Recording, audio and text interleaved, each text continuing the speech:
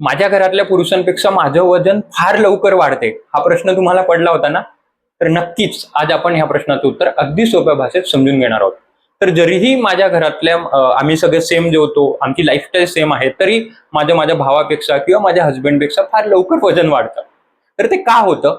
तर सगळ्यात पहिले पुरुषांमध्ये ही by default naturally muscle mass त्यांच्यामध्ये जास्ती असतो आणि मसल मास जास्ती असल्यामुळे त्यांचं जे रेस्टिंग मेटाबॉलिझम रेट असतं ते स्त्रियांपेक्षा खूप जास्ती प्रमाणात असतं आणि रेस्टिंग मेटाबॉलिझम रेट हे जास्ती असल्यामुळे काय होतं की त्यांचं वजन हे लवकर वाढत नाही, त्यांचं वजन हे एकाच जागेवर स्टॅग्नेंट राहतं. ही झाली पहिली गोष्ट.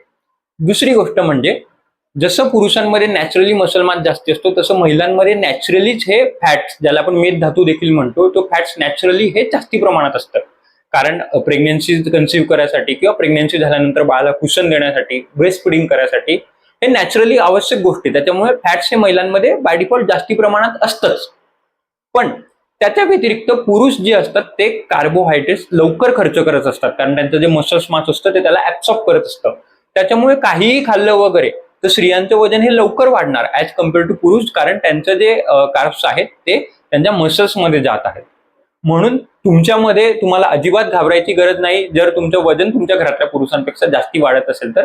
हे अगदी नॅचरल आहे.